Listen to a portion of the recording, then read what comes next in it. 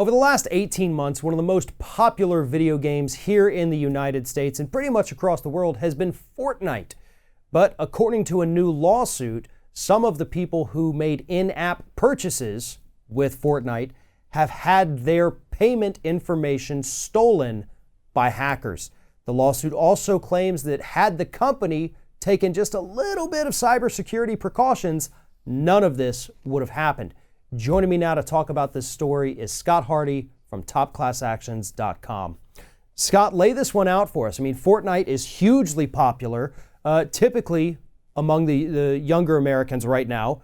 They're getting their parents, debit or credit card. They're letting them make purchases in the game, only to find out later that this data may have been stolen because there's not too much cybersecurity with this game. Tell us what's going on here. Exactly. I mean, as you mentioned, Fortnite is ridiculously popular. Even my daughter Sydney in 4th grade, she's got her friends, mostly boys, that are playing Fortnite. And I said, honey, do you want to try Fortnite? And she's like, no, I'm not into that. Just all those crazy boys are playing Fortnite. So yeah, you've got a ton of kids that are playing it. I've got adult friends that are in their 20s and 30s that are playing Fortnite. So, I mean, it really runs the gambit of popularity. But what this class action alleged is that you had hackers that got into the Fortnite system and they were able to purchase Vbucks. And the interesting thing about this, because of course most hackers nowadays, they're not just doing it in the glory days like I did back in the 90s. Oh, wow, I'm old. But back then, you tried to hack into something just to say you did it, and that was really cool. Nowadays, you've got so many hackers and scammers that are trying to actually make money off of the hacks. And in this case, they hack into the system, they get access to Vbucks, which is online currency you can use within the game.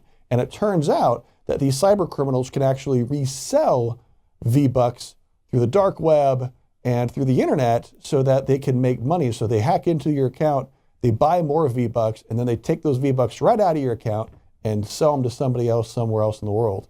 And that is it sounds like it's actually a big business for cyber criminals. And any company right now, if it's an app company, if it's a gaming company, cell phone company, they need to understand hackers are out there, they're getting more sophisticated. If we put our personal information into any one of those items, it is going to be up for grabs if the company does not take the necessary precautions to prevent it from happening. And that's the other half of this lawsuit. It's not just that their data, was taken by other people. It's that the company failed to put safeguards in place to make sure that things like this didn't happen. The lawsuit says it would have been something very simple for this company to do, the company Epic that puts out Fortnite. They could have done it and they failed to. And they fully, being a gaming company, a cell phone company, whatever it is, you do know that the risk is always out there. It's not something that, we didn't realize that hackers were a thing.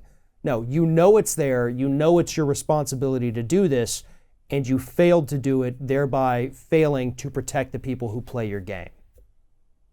Exactly. So you have these players that are playing it. They expect to have some semblance of security over their account, and it's one of the world's most popular games right now. So you would think that security would be a priority for Epic. Just it's common sense. But the class action, as you stated, doesn't just say it's the Vbucks, but it also states that, yes, even if your identity was stolen and you don't know about it and no one's used your information yet, you're still covered under this class action because they want to make sure that if your identity is used and the information, because it wasn't just credit card information that was stolen, it could actually be a more identifying information about the gamers themselves. And so this class action is saying, yes, even if your identity hasn't been used yet, if it is in the future, we want to make sure you're covered and that you're protected, and that Epic will pay you back in case someone does use that information for nefarious reasons. Right, and as anybody who's ever had their information stolen can tell you, having your debit card stolen, having your address, anything out there stolen, it is one of the biggest hassles, and nightmares, to be honest, that any consumer can go through, trying to get your money back, trying to get new cards, trying to get transactions canceled, and it is absolutely horrendous, the hoops you have to go through, basically no fault of your own. And so hopefully this is successful, and more importantly, hopefully the companies involved And not just, with Fortnite, with anything out there. Hopefully they understand that they have to do a better job to protect their users. I mean, this is something across the board that every tech company, game company, app company has to get better at, because, you and I in the last few months alone have done too many stories about people's data being leaked because the company didn't take action to prevent it from happening. Usually action that would have been very simple to put in place. Yeah, these things are fairly common safeguards. And I think if you're running a website, if you've got, if you're taking customers' payment information, you need to make sure that is completely rock solid and safe. And that's something that when you're making hundreds of millions of dollars a year, you can afford to spend $10, $20 million to safeguard your system, put the protections in place. Otherwise, they're going to would be what we refer to as that class action tax. So now they're going to go ahead and pay out $5, $10 million to the viewers of their games in case that they get hacked.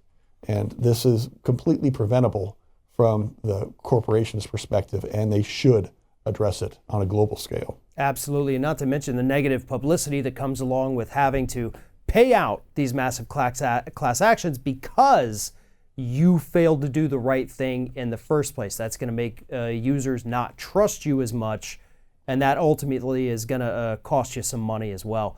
If anybody needs more information about this particular issue, you can follow the link in the description of this video. Head over to topclassactions.com, and while you're there, make sure you sign up for their newsletter. It is one of the best tools available for consumers to arm themselves with the knowledge that they need in today's world. Scott Hardy, topclassactions.com. Thank you very much for talking with us. Thank you, Farron. Appreciate it.